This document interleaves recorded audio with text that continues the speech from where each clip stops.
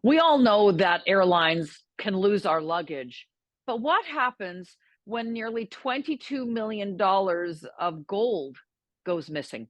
Hello, I'm Adrienne Batra. With me is Brian Lilley, who broke the story, the incredible story of a gold heist at Pearson Airport. Brian, let's go back and get some of the details. We know the who was the victim. We know who, messed up for the most part. So what happened here? What happened is on Monday evening, Monday, April 17th, a flight arrived at Pearson International Airport with high value cargo. The cargo was offloaded and put into a warehouse. There were multiple containers. This was not a plane that showed up with one 5x5 cargo shipment container, as the police described it. They said it's roughly 5x5 or 6x6 sort of size. That's feet, by the way. So one of the containers went missing. Now, we had originally reported $100 million of value and 3,600 pounds of gold. My understanding is that was the full shipment, was 3,600 pounds of gold. In the end, police said $22 million of high value goods gone missing.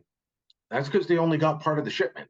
And what was in that container, I'm told it was, so police said just over 20 million. I'm told it was 22 million of gold, banknotes. Maybe there's some other things in there of high value worth, like bonds or other securities tradables. But mainly we're talking gold being taken here. So this was in the possession of TD Bank, and Air Canada was transporting it. It's not uncommon for high value goods to be transported all across the world, quite frankly, and this happens pretty regularly. So what is the speculation about what happened here? How did this go missing? Was it an inside job? Most likely, and my guess would be on the cargo side. I don't have inside information on the inside job, but that's my guess. But as for TD, we know is involved. They've declined comment, but they also have not asked us to retract that claim off of their front page. They declined comment multiple times ahead of the story being published. But did they take possession? If we're told this is an intra-bank transfer, we don't know who the other bank is, unless it was TD on both ends and they were just moving between locations. This could have been another bank. Now, once it's landed in Canada, is TD thought to be in control? Is it still with Air Canada?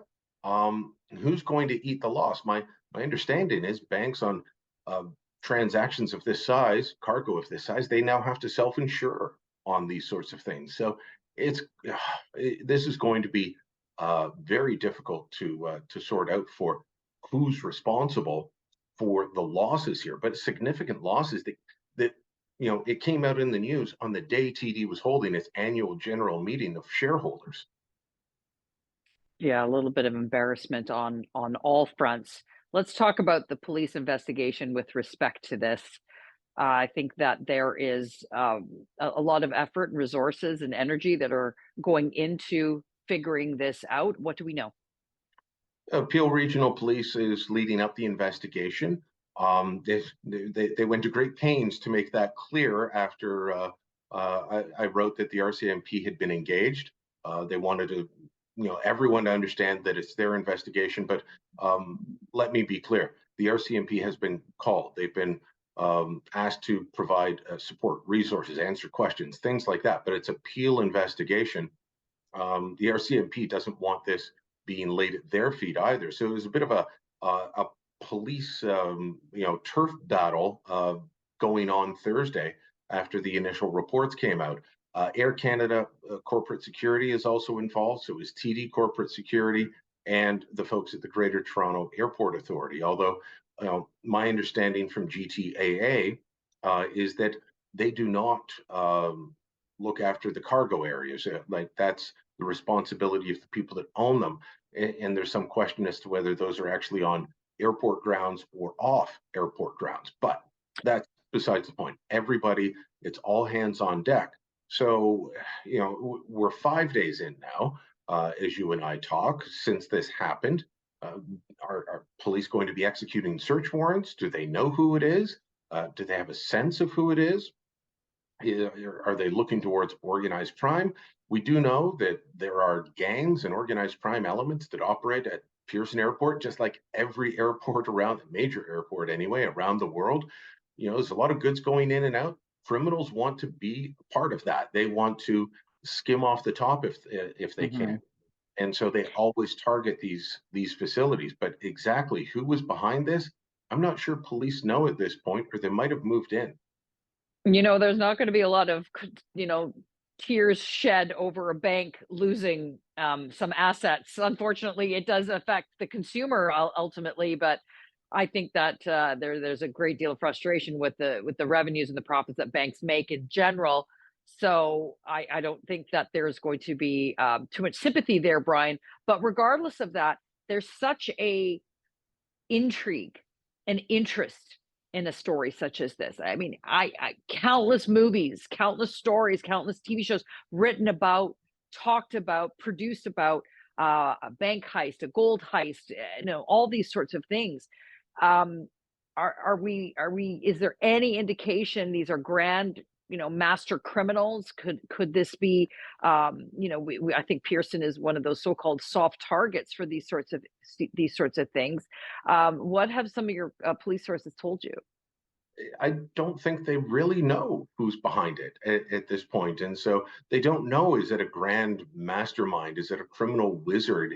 Is it somebody that kind of went, oh, wait, this big box fell off the back of a truck. Let's go.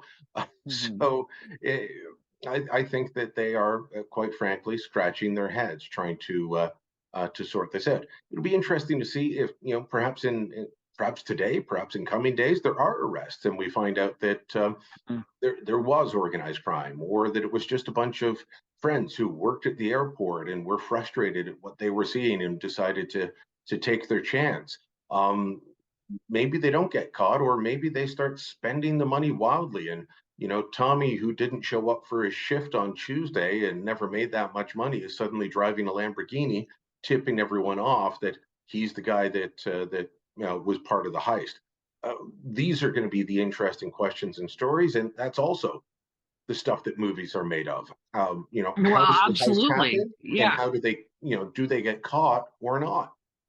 Well, and how do they liquidate the asset, right? I mean, we know that there is an underground market to purchase stolen goods, but nearly 20 plus $1 million of gold, that's not just going to the pawn shop and selling, grandma's old ring. And so this is where so many elements of the police investigation are so intriguing and so fascinating, but it's in all of our best interest for them to get to the bottom of it. Last word to you, Brian.